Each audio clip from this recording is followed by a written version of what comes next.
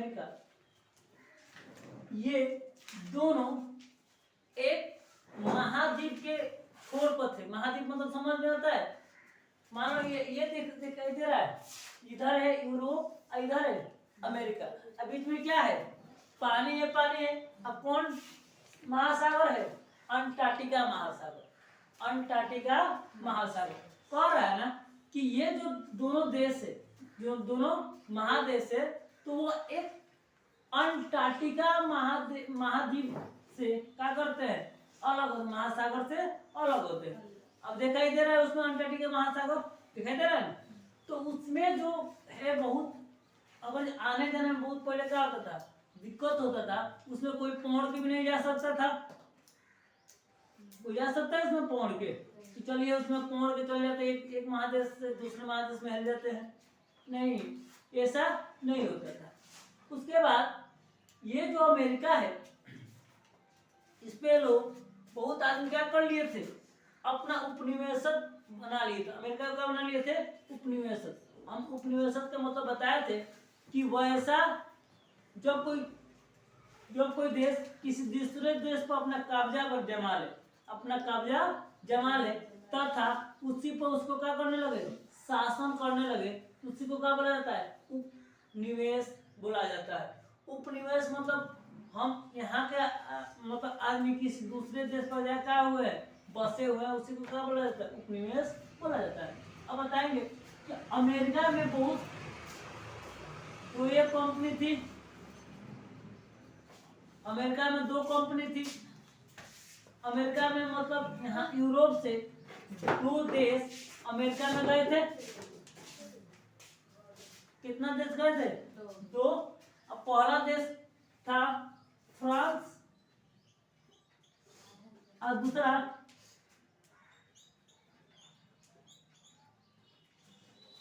England. कौन सा?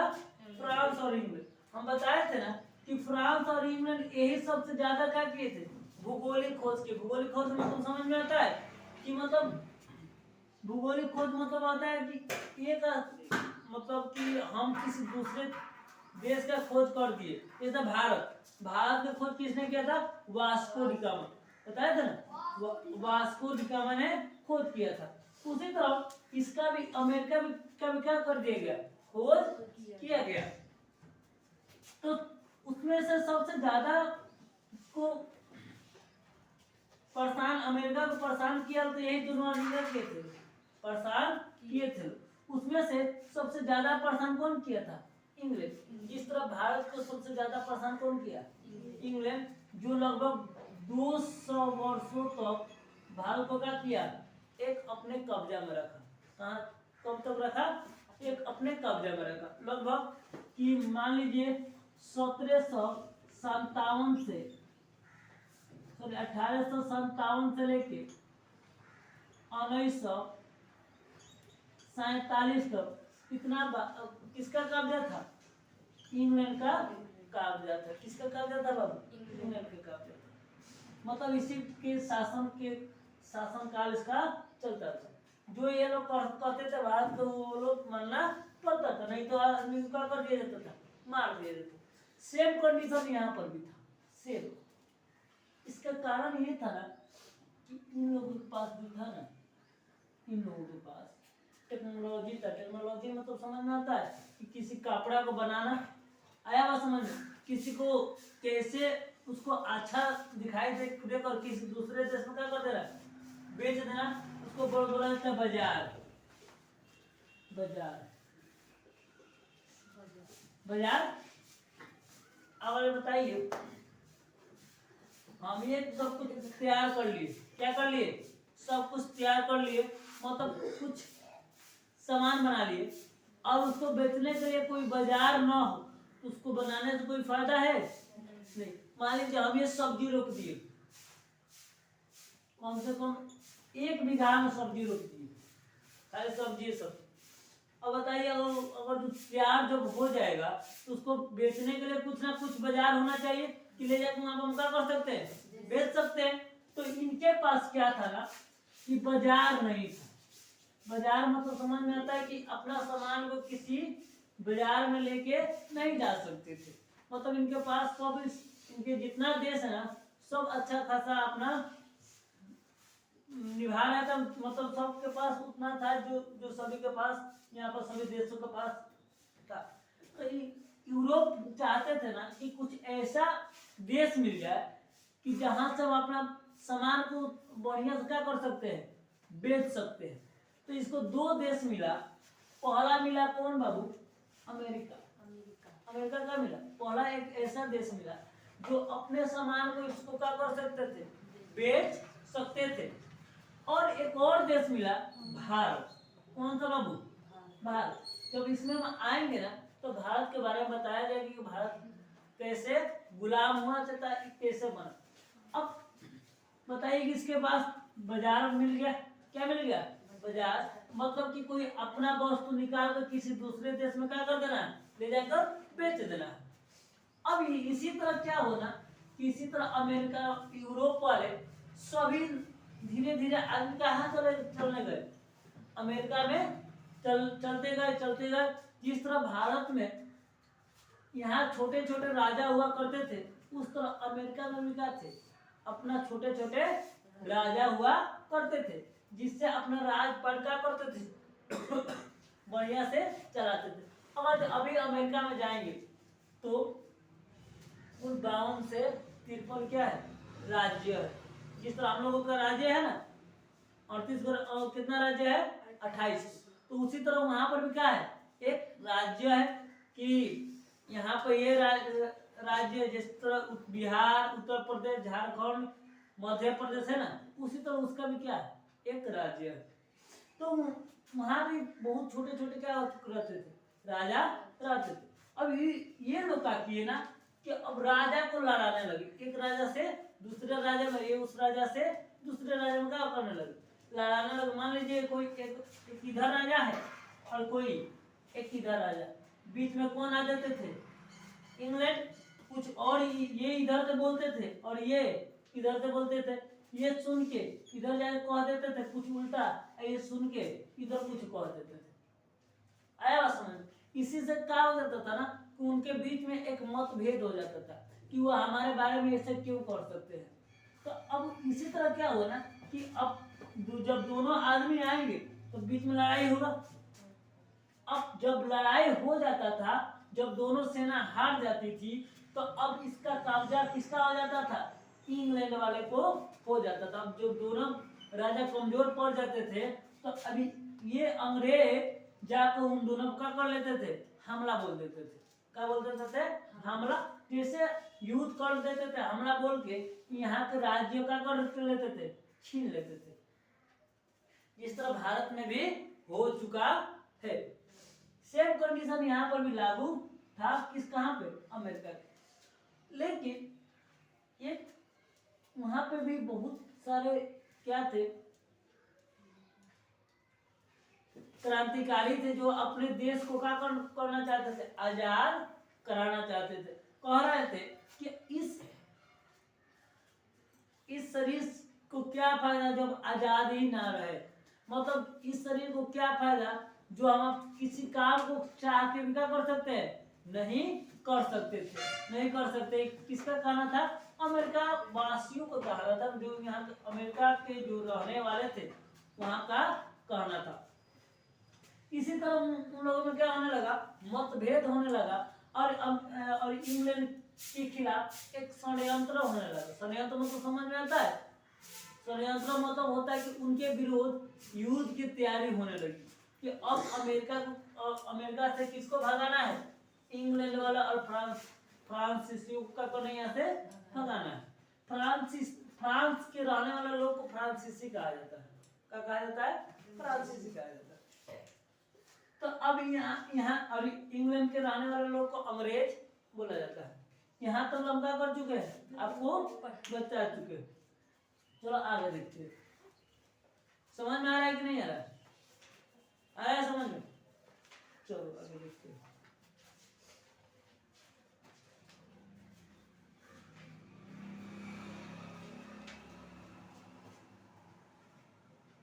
धार्मिक मतभेद बता दिए थे कि वो लोग धर्म, अपने धर्म से भी क्या करते थे, इधर से उधर करते रहते थे। भौगोलिक दूरी बता दिए थे कि इन दोनों के बीच में क्या था, बहुत ज्यादा दूरी थी। और इधर से सामान उधर लेके जाने में, जैसे यूरोप से सामान अमेरिका ले जाने में बहुत क्या होता था, समय लगता था। इसीलिए अमेरिका के लोगों को क्या मिल गया, समय मिल जाता था। और इसी से इंग्लैंड यहाँ से क्या होना पड़ा, हारना पड़ गया था। चलो आगे देखते हैं। 7 वर्षीय युद्ध का प्रभाव। अब 7 वर्षीय युद्ध का मतलब क्या होता है, समझे। 7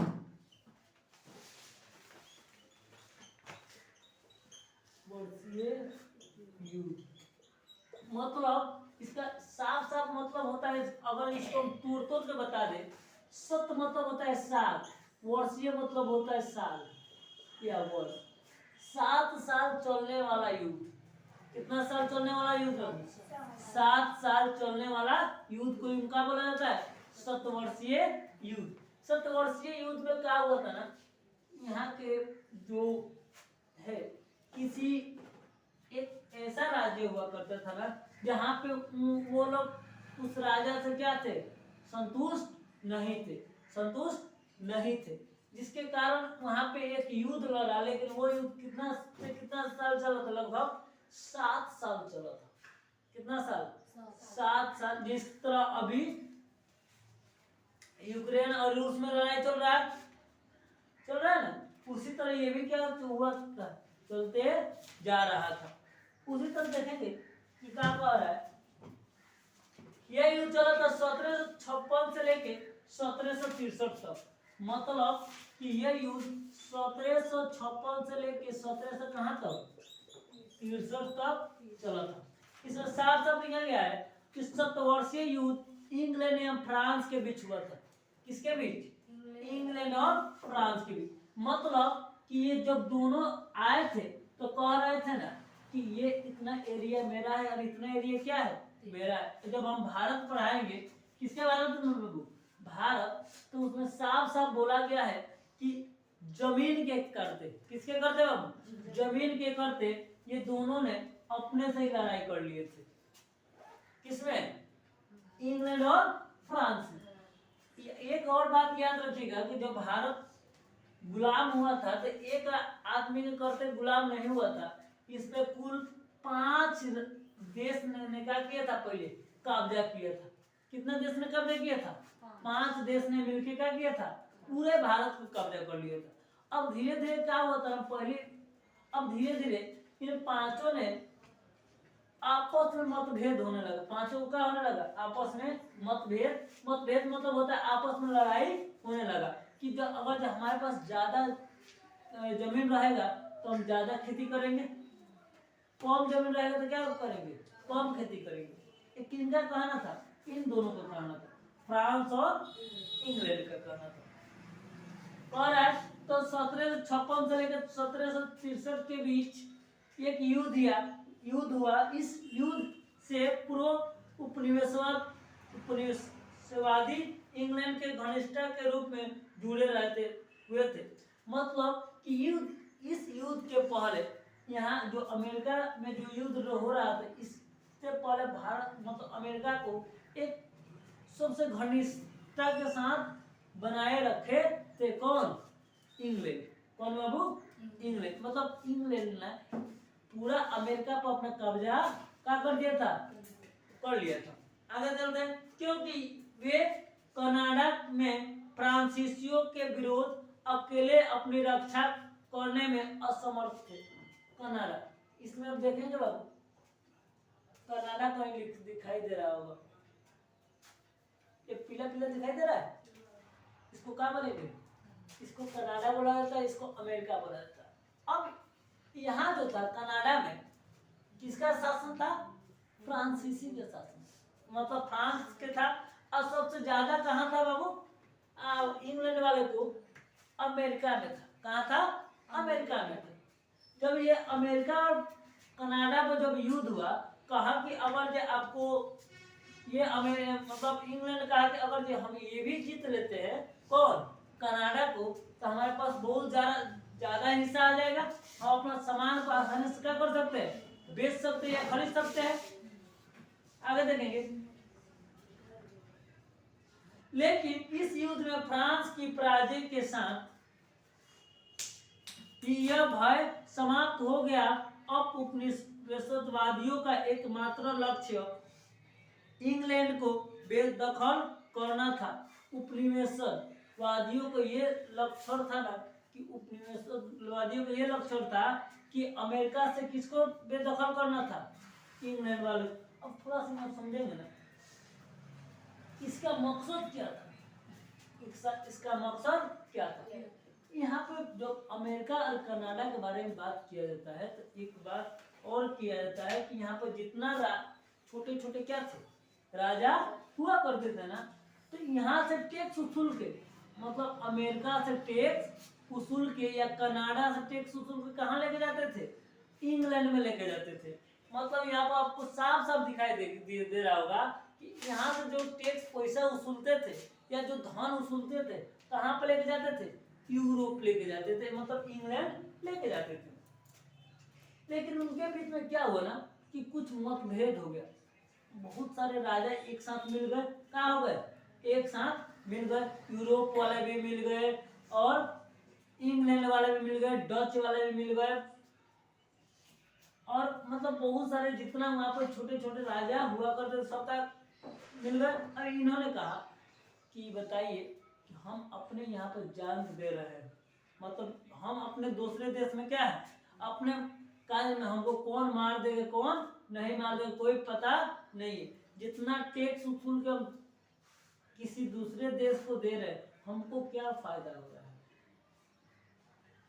ये किनका कहना था, सब राजा का कहना था, जो इनका इंग्लैंड के जो वहां पे जो प्रधान थे उनका कहना था कि अगर हम अपना कार्य मतलब पैसा उसूल के किसी दूसरे को देंगे तो कुछ फायदा होगा नहीं। मान लीजिए तो वही तो हम यहाँ पर जितना काम करते हैं क्यों तो कुछ देखने नहीं आते हैं कि हम मरा गए कि क्या हुआ क्या नहीं हुआ, क्यों उनसे का किससे मतलब है, पैसा से मतलब है। तो हम काहे ना एकजुट बना ले, काहे ना क्या कर ले एकजुट बना ले और अपना पैसा अपने पास रख ले। समझ में आया कि नहीं, अपना पैसा अपने पास रख ले, ना हम उनको पैसा ही देंगे ना पैसा देंगे ना वो हमसे क्या करेंगे बोलेंगे, हम अपना खुद राजा बन जाते हैं। तो यही बात यही नियम वहां पर लागू है अभी भी। अमेरिका में जाइएगा ना, जिस तरह हम लोग भारत के किसी भी कोना में जाएंगे, भारत के किसी भी कोना में जाएंगे तो हमको कोई रोक टोक करने वाला नहीं है कि आप काहे यहाँ पर आए हैं काहे नहीं। अगर जब भारत के किसी दूसरे देश में जाएंगे तो हमको पासपोर्ट और वीजा की जरूरत पड़ता है, ये तो सबको पता है। लेकिन अमेरिका में एक राज्य से दूसरे राज्यों में जाएंगे तो आपको वहाँ के एक कार्ड मिलता है और दिखाइएगा तो अभी उसमें क्या कर सकते हैं, एक राज्य से दूसरे राज्य में जा सकते हैं। एक राज्य के वोटर आई कार्ड अलग है और दूसरे राज्य के वोटर आई कार्ड अलग है। आया बस में।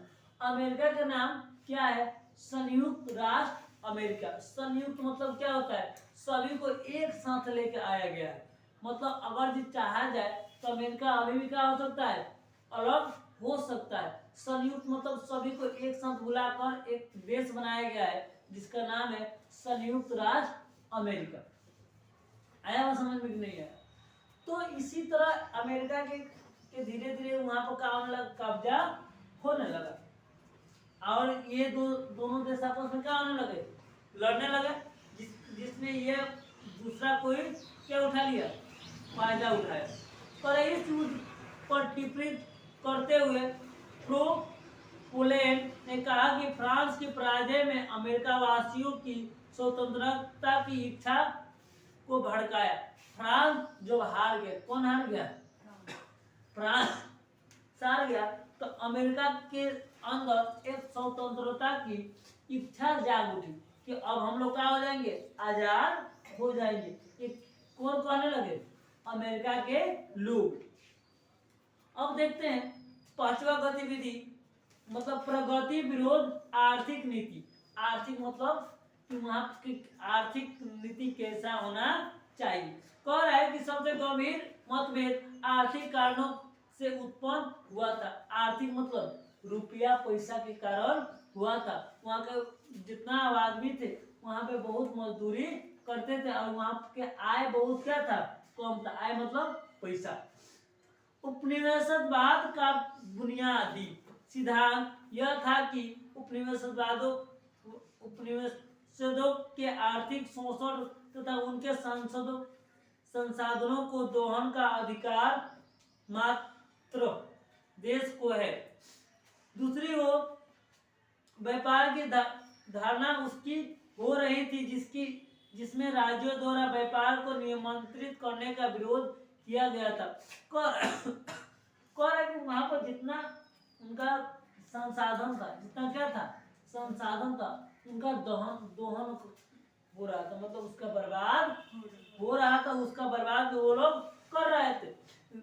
बढ़िया से क्या कर रहे थे, बढ़िया से उसका उपयोग नहीं कर रहे थे तथा उसका जो मुख्य वक्त था, मतलब व्यापार इधर से उधर बेच नहीं दे रहे थे। उसका जो मातृ देश से, मातृ मतलब अपना देश, मातृ मतलब क्या होता है, अपना देश से, उसका इधर से उधर कुछ नहीं कर रहे थे, खाली कमा रहे थे और अपने मातृ देश के बारे में कुछ नहीं सोच रहे थे। इसी सिद्धांत के चलते वहां पे वे लोग क्या हो गए, व्यापार करने लगे कि आइए अपना जितना सामान हमको दीजिए, इसके बदला हम हमको क्या देंगे, पैसा देंगे। क्या देंगे, पैसा देंगे। कह रहा है इस सिद्धांत के अनुसार उपनिवेशवादियों अपने व्यापार एवं क्रियाकलापों में इंग्लैंड के हस्तक्षेप को ना पसंद करते थे। मतलब कि जो इंग्लैंड थे ना, वो अपना मन माने पैसों से किसी की को भी क्या कर लेते थे, खरीद लेते थे। यही कारण था कि जो वहाँ के लोग थे वो इंग्लैंड को नापसंद मतलब समझ में आता है, पसंद नहीं करते थे। अतः उपनिवेशों में विकसित हो रहे मध्यम वर्ग मतलब समझ में आता है कि वैसा वर्ग ना पूरा गरीब हो ना पूरा अमीर हो, मतलब बीच वाला हो, उसको बोला जाता है मध्यम वर्ग। मध्यम वर्ग इंग्लैंड के कुलीन वर्गीय शासन का अंत चाहते थे। मतलब जो वहाँ के कुलीन शासन थे, जो वहाँ के जो लोग शासन करते थे, वो कहते थे कि यहाँ के जो शासन का हो जाए, कमजोर हो जाए और ये शासन यहाँ से हट जाए। अब आपको है आपत्तिजनक कर। कर मतलब समझ में आता है आपको, बताइए। कर मतलब होता है पैसा, टैक्स।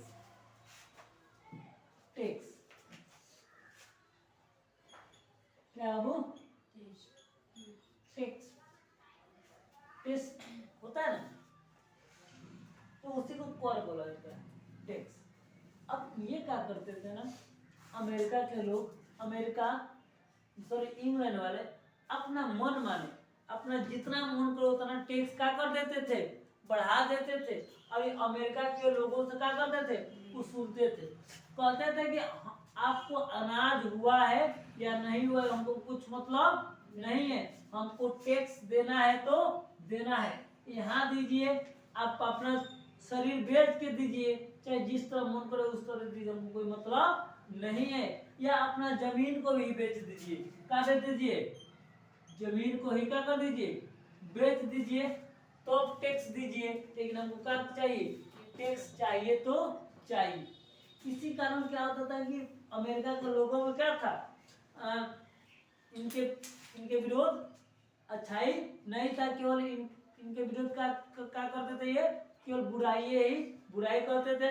और ये चाहते थे कि अमेरिका से ये लोग कब चले जाए, कहाँ से चले जाए, अमेरिका से कब चले जाए कि हम एक खुशहाल जिंदगी जिए।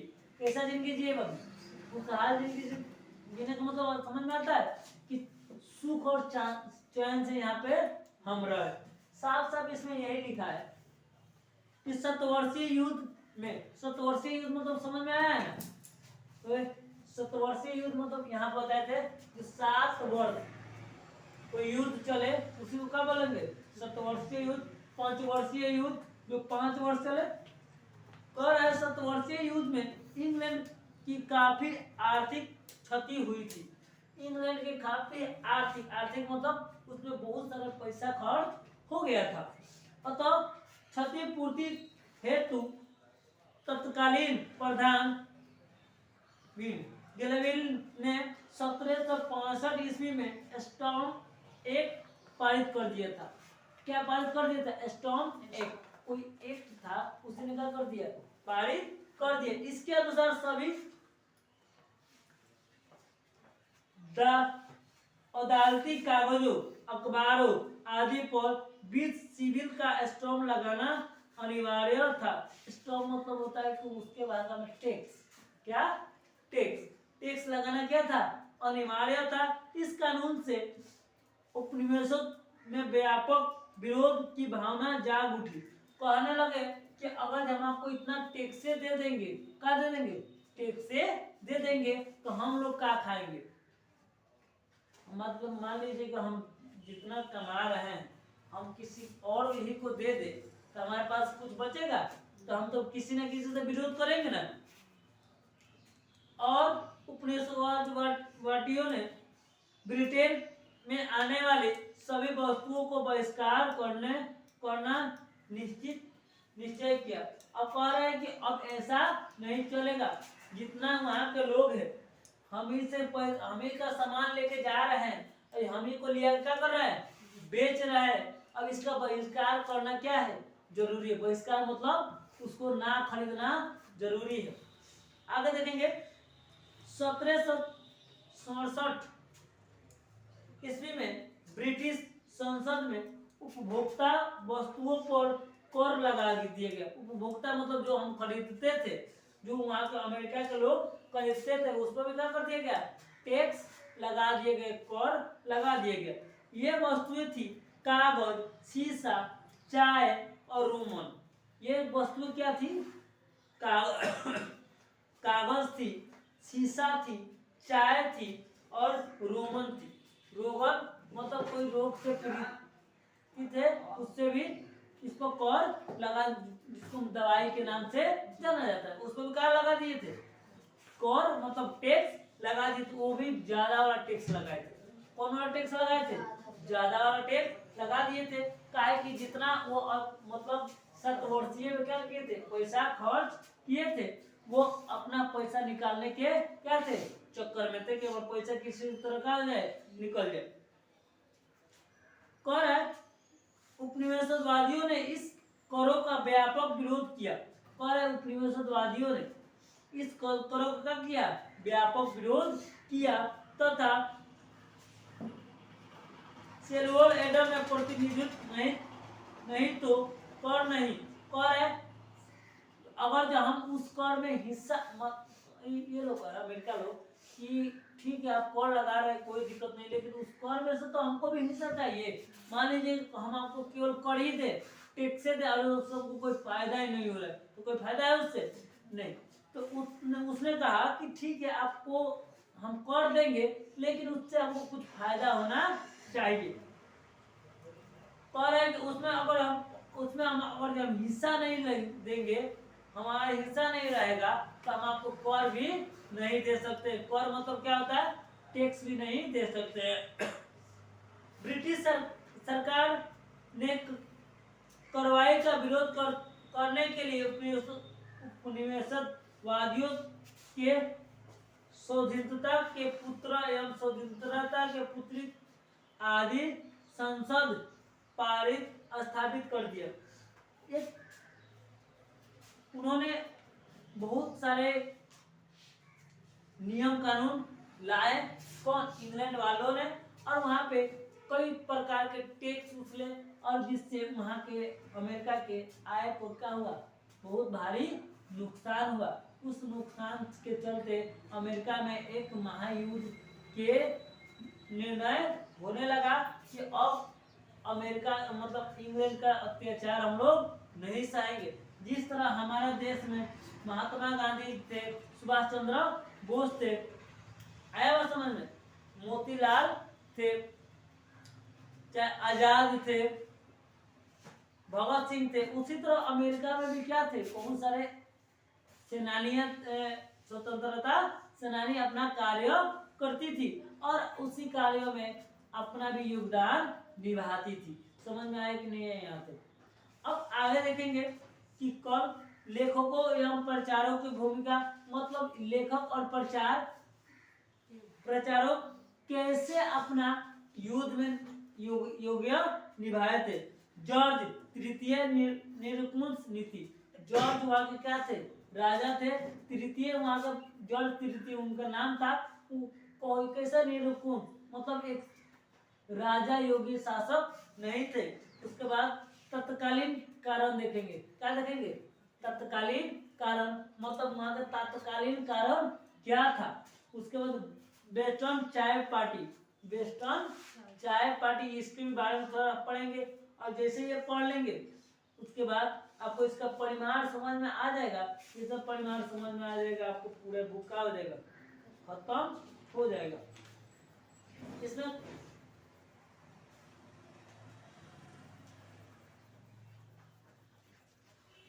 कुल 13 उपनिवेशक दिया गया है, मतलब इसने राज्यों पर क्या किया गया था, कब्जा किया गया था। उसमें आपको एक मैप दिया गया होगा, भारत का नक्शा नहीं है, किसका नक्शा है, अमेरिका का नक्शा है। तो इसी नक्शा पर उन्होंने क्या किया था, कब्जा किया था। तो इसके बारे में भी तो हम लोग क्या करेंगे, पढ़ेंगे कि नक्शा ऐसा ही क्यों बनाया गया है। चलिए, इसमें सब नहीं आए, देते हैं सर को।